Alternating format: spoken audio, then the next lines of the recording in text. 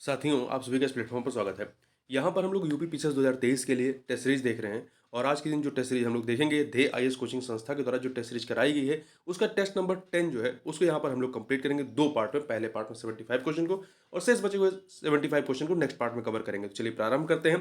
पहला प्रश्न है कि निम्नलिखित कथनों में से कौन सा या से कथन सत्य है? 2 कथन दिए गए हैं। पहला है, निकेत में कई प्रकार की प्रजातियां पाई जाती हैं। तो ये कथन आपका सही नहीं है। ठीक है, निकेत में केवल एक प्रकार की ही प्रजाति पाई जाती है। दूसरा, आवास में एक ही प्रकार की प्रजाति पाई जाती है, नहीं, आवास में कई प्रकार की प्रजातियां पाई जाती हैं और निकेत में एक प्रकार की प्रजाति पाई जाती है। तो दोनों कथन यहाँ पे गलत हो गए।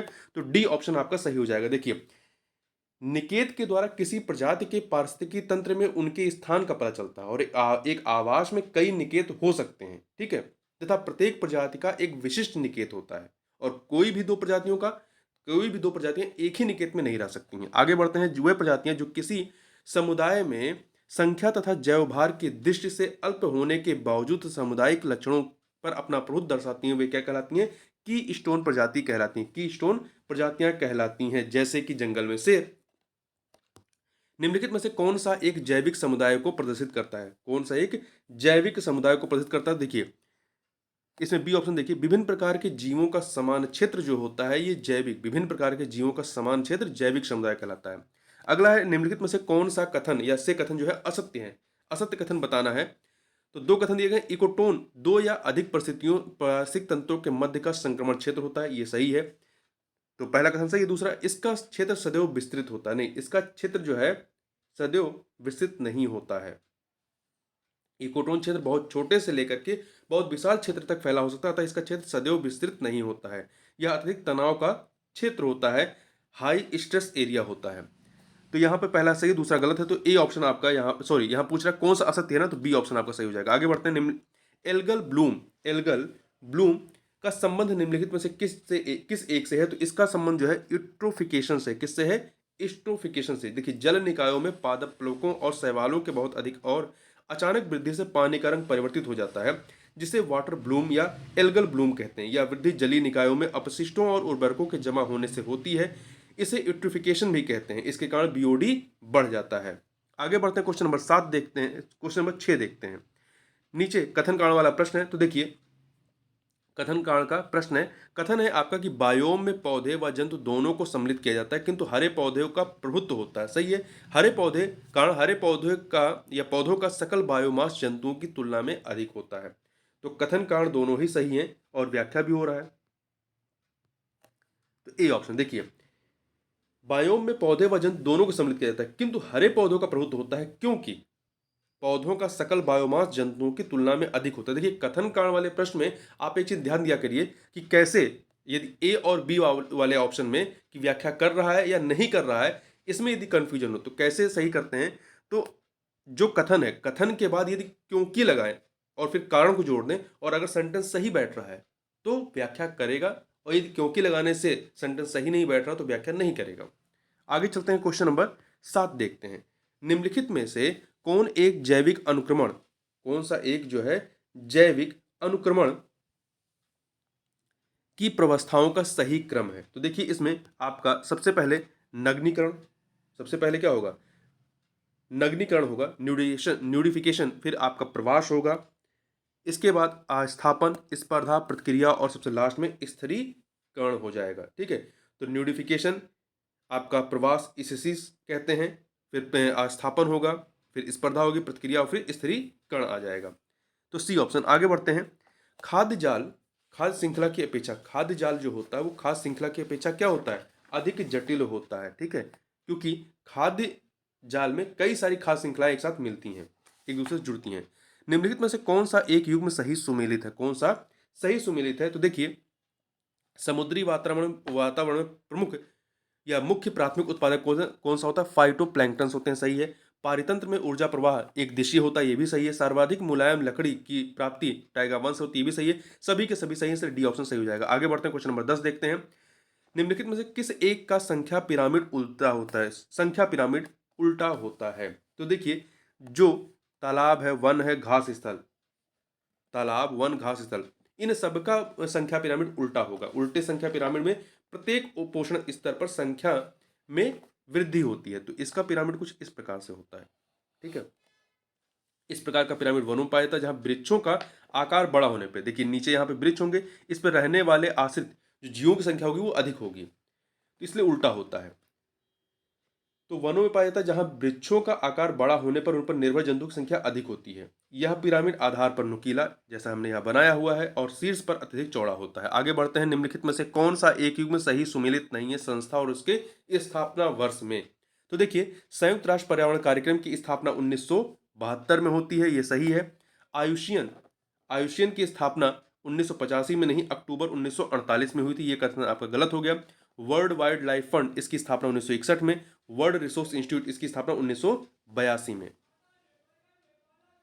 आगे चलते हैं, संकटग्रस्त जीव जंतुओं की सूची रेड डेटा बुक कौन जारी करता है? तो इसे जो है रेड डेटा बुक को कौन जारी करता है? आयुषियन के द्वारा किया जाता है, ठीक है, आयुषियन के द्वारा। यहाँ पे डी ऑप्शन। आगे चलते हैं, भारत में वन संरक्षण अधिनियम किस वर्ष पारित किया गया? तो इसे 1980 में पारित किया गया था। आगे दो सूचियां हैं, आंदोलन और उनके क्षेत्र, इन्हें हमें सुमिलित करना। देखिए, शांत घाटी आंदोलन आपका केरला का है, 2 से मिलाइए। नर्मदा बचाओ गुजरात का है। चिपको आंदोलन चिपको उत्तराखंड का है, 4 से मिलाइए। और अपिको कर्नाटक का है, तो इसे 3 से मिलाइए। तो 2143 अर्थात ए ऑप्शन आपका सही हो जाएगा। अगले क्वेश्चन चलते हैं, क्वेश्चन नंबर 15 देखते हैं।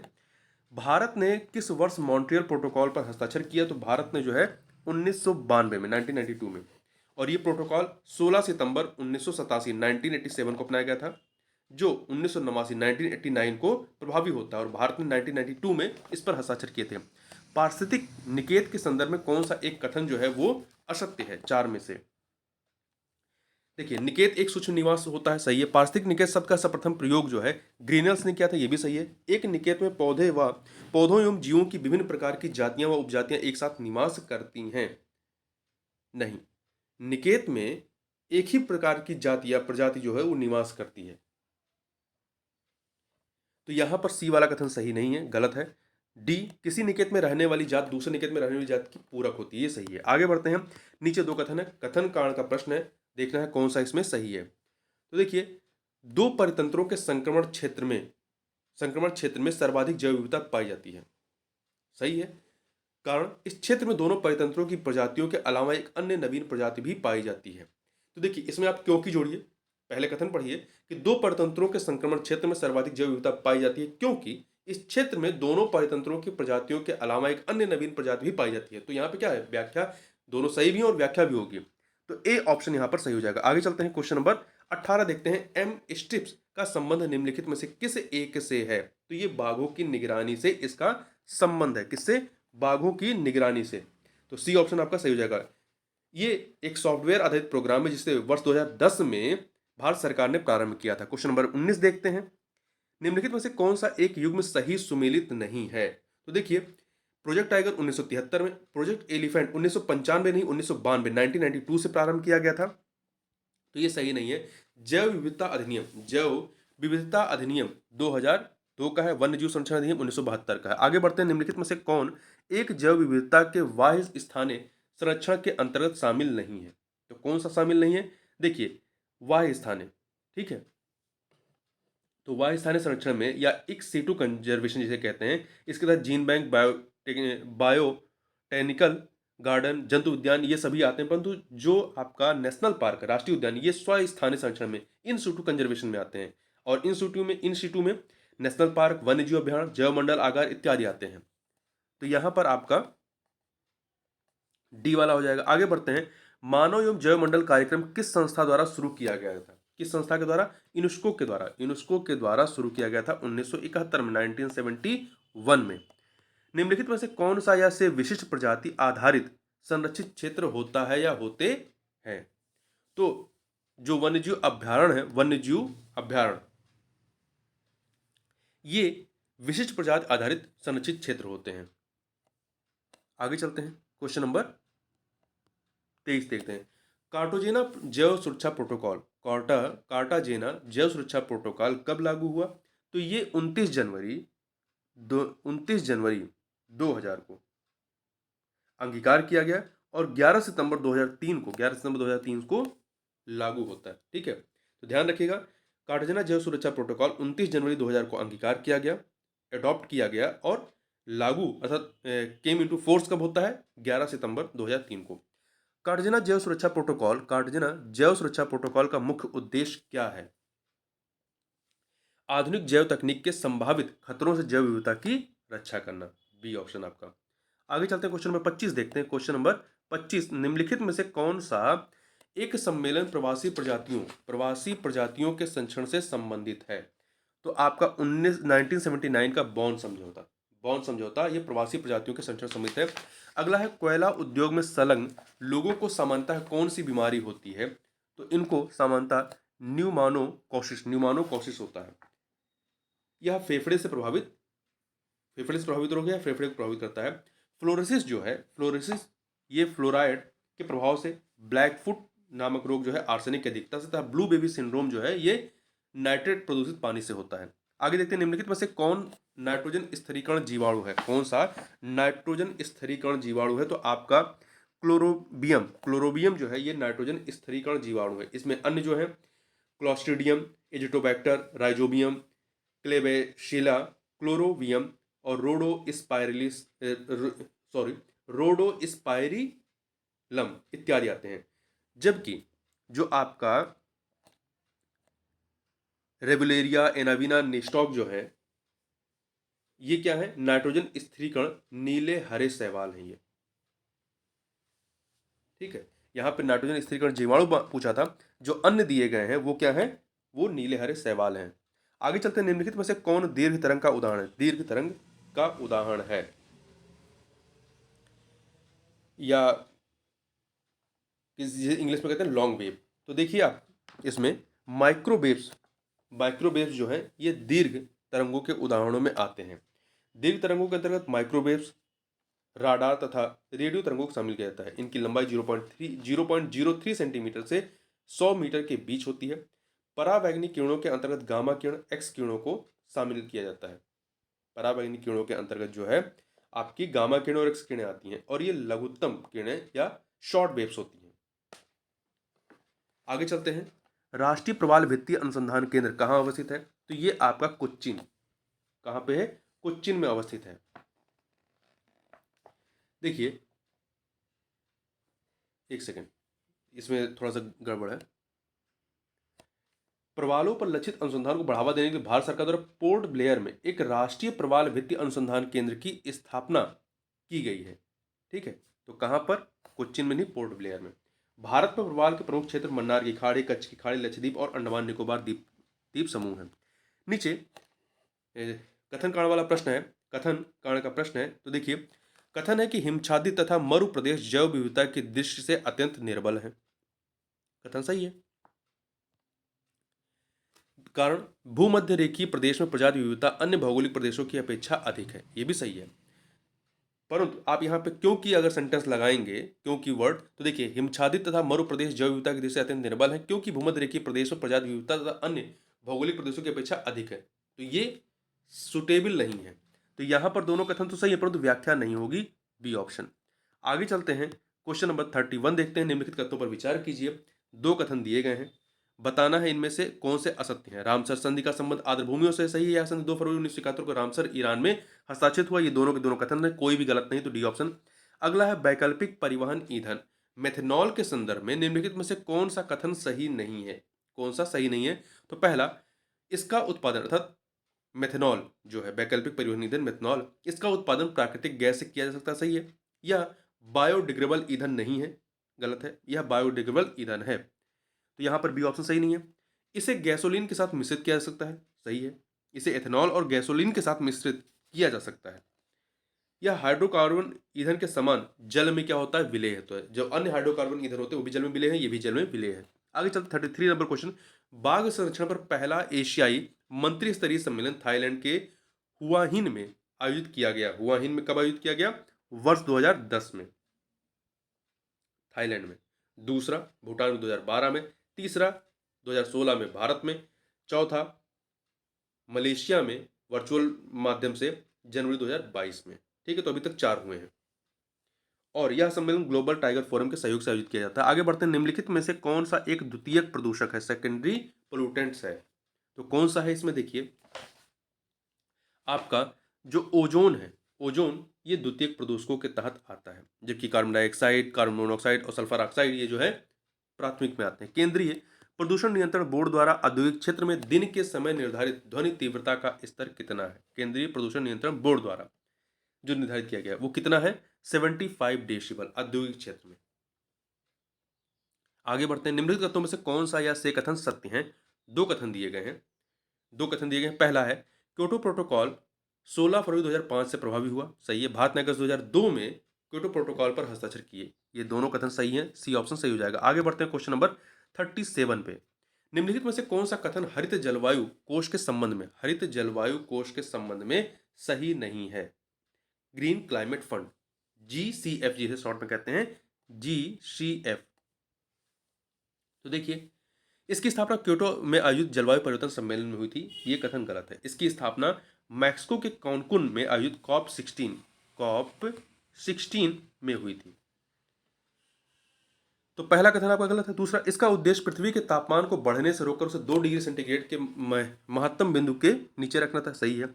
सी, यह विकासशील देशों के में कार्यक्रमों तथा नीतियों का समर्थन करेगा, ये भी सही है। आगे बढ़ते हैं, अम्ल वर्षा निम्नांकित वायु अम्ल वर्षा निम्नांकित द्वारा वायु प्रदूषण के कारण होती है, किसके द्वारा होती है? तो ये नाइट्रस ऑक्साइड और सल्फर डाइऑक्साइड के कारण।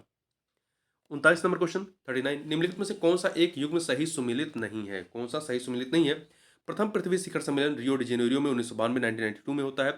पृथ्वी शिखर सम्मेलन +5 ये 1997 में होता है। प्रथम विश्व जलवायु सम्मेलन 1979 में होता है। रियो 20 एजेंडा 20 जो है आपका प्रथम पृथ्वी शिखर सम्मेलन 1992 में शामिल किया गया था, ठीक है। और जबकि जो रियो 20 है ये 2012 में हुआ था, तो यहाँ पे डी वाला सही नहीं है। क्वेश्चन नंबर 40 देखते हैं, शब्द एरोजल, ब्लू एयर और फ्रोजन स्मोक कभी कभी इस संदर्भ में देखे जाते हैं, किस संदर्भ में देखे जाते हैं? तो इंसुलेशन के तौर पर देखे जाते हैं। देखिए इसरो ने दुनिया की सबसे हल्की इंसुलेटिंग सामग्री सिलिका एरोजल विकसित की है, जिसे फ्रोजन स्मोक या ब्लू एयर भी कहा जाता है। यह वास्तव में ठोस है, लेकिन इसके जटिल मैट्रिक्स के भीतर यह 99% हवा है। आगे बढ़ते हैं, क्वेश्चन नंबर 41, निम्नलिखित में से किन बादलों के साथ वर्षा, ओला तथा तड़ी झंझा होने की अधिक संभावना रहती है? तो किन वर्षा के प्रकार से? तो यहाँ पे 4 वर्षा प्रकार है, तो आपका कपासी वर्षा बादल के साथ ऐसा होता है। कपासी वर्षा बादल अत्यधिक विस्तृत गहरे होते हैं, इनके साथ वर्षा, ओला तथा तड़ी झंझा की होने की आशंका या अधिक संभावना होती है। 42 नंबर, राष्ट्रीय पर्यावरण शोध संस्थान कहाँ अवस्थित है? तो महाराष्ट्र के नागपुर में अवस्थित है, ठीक है। नेशनल इन्वायरमेंटल रिसर्च इंस्टीट्यूट, जिसे शॉर्ट में नेरी कहते हैं। ग्लोबल 500 पुरस्कार किस संस्था द्वारा प्रदान किया जाता है? तो यह पुरस्कार जो है UNEP, United Nation Environment Programme के द्वारा, तो यहाँ यूनेप आपका ए ऑप्शन, इसके द्वारा प्रदान किया जाता है पर्यावरण रक्षा एवं सुरक्षा के क्षेत्र में। क्वेश्चन नंबर 44 देखते हैं, निम्नलिखित में से कौन सा एक युग्म सही सुमेलित नहीं है? कौन सा एक युग्म सही सुमेलित नहीं है? देखिए, विश्व जल संरक्षण दिवस आपका 22 मार्च, विश्व जैव विविधता दिवस 22 मई को, विश्व वन्य जीव दिवस 1 अक्टूबर को, विश्व पर्यावरण संरक्षण दिवस जो है ये आपका 26 नवंबर को होता है, 26 नवंबर को होता है, जबकि विश्व पर्यावरण दिवस जो होता है वो 5 जून को होता है। यहाँ पे संरक्षण लगा देंगे तो ये 26 नवंबर हो जाएगा, पर्यावरण संरक्षण हटा दीजिए, विश्व पर्यावरण दिवस कर देंगे तो 5 जून हो जाएगा, डी ऑप्शन। कार्बन फुटप्रिंट का आशय क्या है? तो इसका आशय प्रति व्यक्ति या प्रति औद्योगिक इकाई की ग्रीन हाउस गैस की उत्सर्जन मात्रा, सी ऑप्शन। क्वेश्चन नंबर 46 देखते हैं, कथन कांड का प्रश्न है, कथन है कि एस्चुरी में जैव विविधता एवं पारिस्थितिक उत्पादकता अधिक होती है, कारण क्योंकि यहाँ नदियों और समुद्र दोनों की विशेषताएं होती हैं। तो कथन कारण दोनों सही और व्याख्या भी हो रही है, ए ऑप्शन सही हो जाएगा। आगे बढ़ते हैं, क्वेश्चन नंबर 47 देखते हैं, निम्नलिखित में से कौन सा एक युग्म सही सुमेलित नहीं है? कच्छ वनस्पति स्थल और प्रदेश। तो देखिए, धामरा जो है उड़ीसा में है, मथुपेट तमिलनाडु में है, कुंडापुर आपका आंध्र प्रदेश में नहीं कर्नाटका में है, बेल्टूर महाराष्ट्र में है। आगे बढ़ते हैं, निम्नलिखित कथनों पर विचार कीजिए।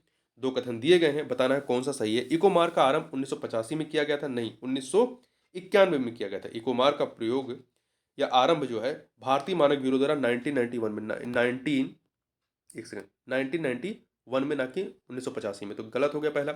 इसका लोगो मिट्टी का बर्तन है, सही है, तो बी ऑप्शन आपका यहाँ पर सही हो जाएगा। मिट्टी का बर्तन जो कि पृथ्वी तथा इसके भंगुर लक्षणों को दर्शाता है। आगे बढ़ते हैं, निम्नलिखित कथनों पर विचार कीजिए। निम्नलिखित कथनों पर विचार करना है, दो कथन आपको दिए गए, बताना है कौन सा इसमें असत्य है। जब प्राकृतिक गैस को 200 से 250 किलोग्राम प्रति सेंटीमीटर स्क्वायर तक दबाया जाता है तो इसे सीएनजी कहा जाता है। इसे सीएनजी कहा जाता है, ये कथन आपका सही है। दूसरा, सीएनजी में 80 से 99% मीथेन होती है, ये भी सही है। तो असत्य कौन सा, कोई नहीं, तो सी ऑप्शन, ना तो 1 ना तो 2। क्वेश्चन नंबर 50 देखते हैं। Question number 50, national clean development mechanism authority की स्थापना की गई कब? वर्ष 2003 में, दिसंबर 2003 में की गई थी। देखिए अगले प्रश्न पे चलते हैं। 51 नंबर, निम्नलिखित में से कौन उच्च धातु संचयी पौधा है? उच्च धातु संचयी पौधा है, कौन सा है? तो देखिए ब्रेस्का जेंसिया, सनफ्लावर, हाइड्रिला, वर्टिसलेटा, ये सभी के सभी हैं, तो डी ऑप्शन आपका यहाँ पर सही हो जाएगा। देखिए ऐसे पौधे उच्च धातु संचयी पौधे कहलाएंगे जो कैडमियम, आर्सेनिक, लेड, पारा आदि प्रदूषक जो भारी धातु होते हैं, धातुओं को अपने अंदर संचित कर प्रदूषण कम करने में सहायक होते हैं। ये अपने उत्तकों में 10 से 100 गुना तक संचयन क्षमता रखते हैं, तो ये इन्वायरमेंट फ्रेंडली हैं। अगला है लघुत्तम वर्धन काल का जीवोम, किसका है? तो ये आपका टुंड्रा का है। टुंड्रा वायोम का वर्धन काल अति लघु 50 दिन से भी कम होता है। इस वायोम का विस्तार ध्रुवीय क्षेत्रों में पाया जाता है, जहां वर्ष भर सूर्य तथा सूर्य प्रकाश का अभाव रहता है, जिस कारण वानस्पतिक विकास भी न्यूनतम होता है। 53 नंबर क्वेश्चन देखें, निम्नलिखित कथनों में से कौन सा या से कथन जो है वो सत्य है? देखिए दो हैं। नगोया प्रोटोकॉल 12 अक्टूबर 2012 को प्रभाव में आया, नहीं। ये जो है देखिए नगोया प्रोटोकॉल 24 अक्टूबर 2010 को अपनाया गया था, ये समझौता होता है, परंतु ये प्रभावी कब होता है? 12 अक्टूबर 2014 को, तो पहला गलत हो गया। दूसरा, यह आनुवंशिक संसाधनों को प्राप्त करने व उनसे मिले लाभों के समुचित व निष्पक्ष बंटवारे से संबंधित, ये कथन आपका सही है, तो बी ऑप्शन हो जाएगा। निम्नलिखित में से कौन एक राष्ट्रीय जलवायु कार्य योजना का हिस्सा नहीं है? तो देखिए जो राष्ट्रीय कार्य योजना है उसमें 8 मिशन है, तो इसमें से कौन सा नहीं है? देखिए राष्ट्रीय हिमालय परिप्रणाली परिरक्षण मिशन है, राष्ट्रीय सतत कृषि मिशन है, राष्ट्रीय सतत पर्यावरण मिशन है, परंतु राष्ट्रीय आणविक ऊर्जा मिशन इसमें शामिल नहीं है, तो डी वाला। इसको जून 2008 में अपनाया गया था। आगे चलते हैं, क्वेश्चन नंबर 55 देखते हैं। 55, अभिष्ट राष्ट्रीय निर्धारित अंशदान का संबंध किससे है? तो इसका संबंध जो है जलवायु परिवर्तन से। किससे है? जलवायु परिवर्तन से। अभिष्ट राष्ट्रीय निर्धारित अंशदान अर्थात इंग्लिश में ended nationally determined contribution, INDC शब्द जो होता है, इसका संबंध जलवायु परिवर्तन से है। प्राकृतिक स्रोतों से वैश्विक मीथेन उत्सर्जन का सर्वाधिक भाग जो है वो किससे प्राप्त होता है? तो ये सर्वाधिक भाग जो है आर्द्र भूमि से, किससे? आर्द्र भूमि से प्राप्त होता है। मीथेन को मार्स गैस भी कहते हैं, या एक हरित गृह गैस है, ग्रीन हाउस गैस है, जो कि वायु प्रदूषक होती है। प्राकृतिक स्रोतों से वैश्विक मीथेन उत्सर्जन का सर्वाधिक 76% भाग आर्द्रभूमि से ही उत्सर्जित होता है। आगे देखते हैं, दो सूचियां दी गई हैं, इन्हें हमें सुमेलित करना। राष्ट्रीय उद्यान और किस राज्य से संबंधित है? अंशी राष्ट्रीय उद्यान कर्नाटक से 3 से मिला दीजिए। इंद्रावती जो है छत्तीसगढ़, इंद्रावती छत्तीसगढ़ 4 से मिला दीजिए। गूगामल आपका महाराष्ट्र से है, 1 से मिलाइए। नमेरी असम से 2 से मिला दीजिए। तो 3412 अर्थात सी ऑप्शन आपका सही हो जाएगा। आगे बढ़ते हैं, निम्नलिखित युग्मों में से कौन सा एक सही सुमेलित नहीं है? कौन सा एक सही सुमेलित नहीं है? झील और कहाँ पर स्थित है स्थान? तो देखिए सुर सरोवर आगरा में है, सुरहा ताल, ये चारों के चारों कहाँ पे है? आपके उत्तर प्रदेश के। सुरहा ताल आपका कहाँ का है? बलिया का है। बड़ा ताल ये आपका महोबा का नहीं है, बड़ा ताल महोबा में नहीं है, उत्तर प्रदेश के शाहजहांपुर में है। यह एक गोखुर झील है। चितौरा झील बहराइच में। आगे चलते हैं, निम्नलिखित में से पर्यावरण किससे मिलकर बनता है? तो ये अजैविक, जैविक, सामाजिक गतिविधियों उपयुक्त सभी से मिलकर बनता है। क्वेश्चन नंबर 60 देखते हैं, निम्नलिखित में से कौन सा एक युग्म सही सुमेलित नहीं है राष्ट्रीय उद्यान और राज्य के तौर पर? तो देखिए ग्रेट हिमालयन हिमाचल प्रदेश में, पेरियार केरल में, हेमिस उत्तराखंड, हेमिस जो है उत्तराखंड में नहीं जम्मू कश्मीर में स्थित है जो राष्ट्रीय उद्यान है, फोसिल मध्य प्रदेश में।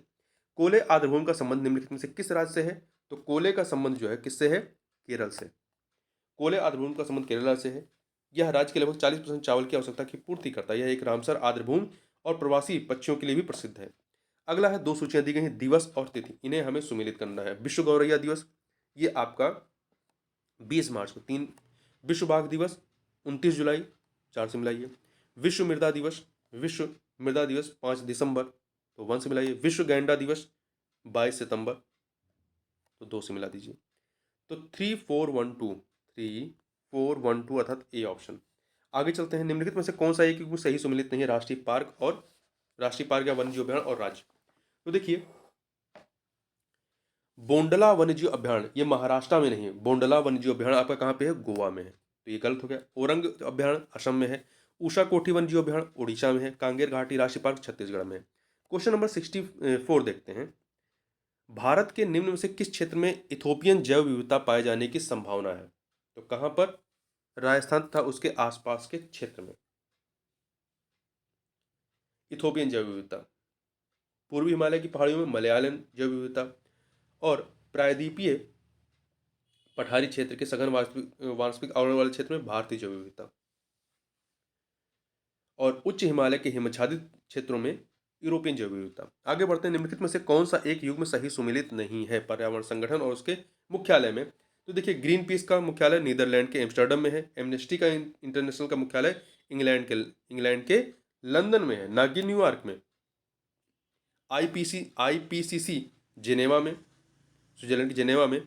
World wide fund for nature, इसका मुख्यालय कहाँ है? स्विट्जरलैंड के ग्लैंड में। कौन सा बायोम सबसे कम जैव विविधता तथा जैव भार वाला बायोम है? कौन सा बायोम सबसे कम जैव विविधता तथा जैव भार वाला बायोम है? तो टुंड्रा बायोम। ये जो है सबसे कम जैव विविधता तथा जैव भार वाला बायोम है, टुंड्रा बायोम। आगे चलते हैं, निम्न पहाड़ियों का वेलिकोंडा समूह किसका एक संरचनात्मक हिस्सा है? किसका एक संरचनात्मक हिस्सा है? तो पूर्वी घाट का। वेलिकोंडा रेंज या वेलिकोंडा हिल्स जो है एक निचली पर्वत श्रृंखला जो पूर्वी घाट पर्वत श्रृंखला प्रणाली का हिस्सा है। वेलिकोंडा रेंज आंध्र प्रदेश राज्य के दक्षिण पूर्वी हिस्से में स्थित है। देखिए, प्रायद्वीपीय भारत में ज्यादातर नल्लामाला पहाड़ियाँ, जवादी पहाड़ियाँ, बिलिकोंडा पहाड़ियाँ, पालकोंडा श्रेणी और महेंद्रगिरी पहाड़ियाँ आदि जैसी अवशिष्ट पहाड़ियाँ शामिल हैं। ये अवशिष्ट पहाड़ियाँ हैं। आगे चलते हैं, सौर विकिरण की सबसे महत्वपूर्ण भूमिका क्या है? सौर विकिरण की सबसे महत्वपूर्ण भूमिका जल चक्र में है। किसमें है? जल चक्र में। निम्नलिखित में से किस एक का प्रयोग हरित ईंधन के रूप में किया जाता है? हरित ईंधन के रूप में किसका प्रयोग किया जाता है? इथेनॉल का प्रयोग हरित ईंधन के तौर पर किया जाता है। ठीक है, आगे चलते हैं, क्वेश्चन नंबर 70। निम्नलिखित कथनों में से कौन सा या से कथन जो है असत्य है? तो पहला, जैव उपचार पारिस्थितिक तंत्र की पुनर्स्थापना करने में सक्षम है, सही है। कंपोस्टिंग एक स्वस्थानीय जैव उपचार तकनीक है, नहीं स्वस्थानीय नहीं है, वाह्य स्थानीय है।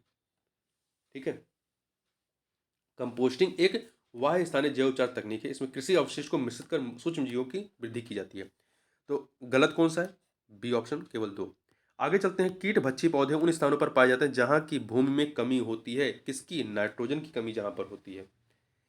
और उदाहरण के तौर पे जो इनके उदाहरण होते हैं, यूट्रिकुलेरिया, ड्रोसेरा, नेफेंथिस, डायोनिया, ये क्या है? कीट भक्षी पौधे हैं। किसी पारितंत्र में एक निश्चित समय में किन पदार्थों की उपस्थित मात्रा खड़ी अवस्था को प्रदर्शित करती है? तो अजैविक पदार्थों की, जिसे इंग्लिश में क्या कहते हैं? स्टैंडिंग स्टेज, या हिंदी में खड़ी अवस्था। किसी परितंत्र में एक निश्चित समय में अजैविक पदार्थों की उपस्थित मात्रा खड़ी अवस्था को प्रदर्शित करती है। इसके अंतर्गत निर्जीव वातावरण आता है जो विभिन्न जीवीय घटकों को नियंत्रण करता है या का नियंत्रण करता है। अजैविक घटक को अकार्बनिक, कार्बनिक एवं भौतिक 3 घटकों में बांटा जाता है। आगे चलते हैं, किसी भी पारिस्थितिक तंत्र में केवल एक प्रजाति के पारिस्थितिक संबंधों के अध्ययन को क्या कहते हैं? इसे स्वपारिस्थितिकी कहते हैं। क्या कहते हैं? स्वपारिस्थितिकी कहते हैं, ऑटो इकोलॉजी। आगे चलते हैं, अगला है कथन कांड का प्रश्न है। कथन है, भारत में वन क्षेत्र का ह्रास भारत के जननांगी संक्रमण से प्रत्यक्षता संबंधित रहा है। सही है। कारण, क्योंकि वन क्षेत्र एवं जनसंख्या वृद्धि में प्रायः नकारात्मक संबंध होता है। तो कथन कारण दोनों सही और व्याख्या भी हो रही, ए ऑप्शन आपका सही हो जाएगा। क्वेश्चन नंबर 75 देखते हैं। फिर से कथन कारण का प्रश्न है। कथन है, वन कृषि के दास मात्र नहीं है, बल्कि वे कृषि के अपरिहार्य मित्र एवं उपमाता के समान है। सही है ये कथन कारण। कृषि भूमियों की उत्पादकता को बनाए रखने, क्योंकि जोड़िए, क्योंकि कृषि भूमियों की उत्पादकता को बनाए रखने एवं उसे बढ़ाने के लिए वन नितांत आवश्यक है। तो कथन कारण दोनों सही और व्याख्या भी हो रही, इसलिए ए ऑप्शन आपका सही हो जाएगा। तो इस प्रकार से इस वीडियो में बस इतना ही। मिलते हैं नेक्स्ट वीडियो, तब तक के लिए बहुत बहुत धन्यवाद।